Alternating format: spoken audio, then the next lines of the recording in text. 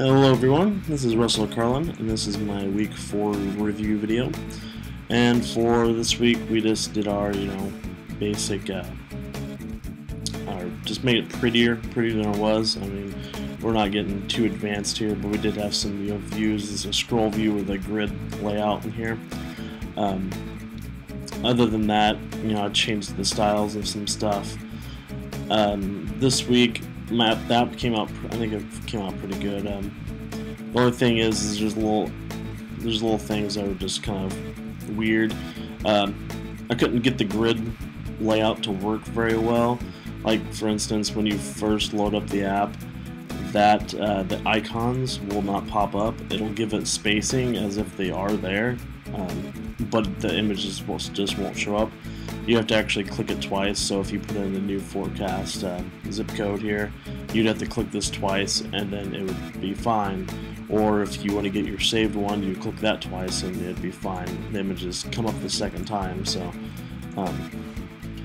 for instance, I mean, and every time after that too. So if I go to a different zip here and I say get forecast, it'll clear all those out and then I'll populate them all. Actually, it won't populate because I get an error there. Now it should. Yeah, there it goes. So, as you can see, it updated all those. So that was really the only thing that I had difficulty with. That and my text kept on running off the side of the screen, so I just made it set to a set width there to fix that. Other than those two things, I mean, I think everything came out pretty well. Things I would want to do differently would be to not use a grid layout, because it's a new thing and I think it's not perfected yet. It has a lot of weird quirks to it and just awkwardness, and it sucks to work with. So I would have probably just used linear layouts, because you can accomplish the same look with that and it's just easier. So I would have done that differently. And for Java or Objective-C, I would have to say probably Objective-C.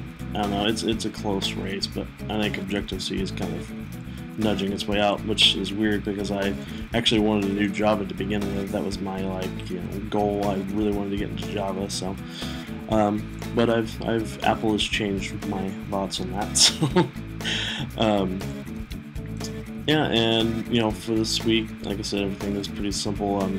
Explanations wise, it didn't really need anything extra. I mean, everything was perfectly fine.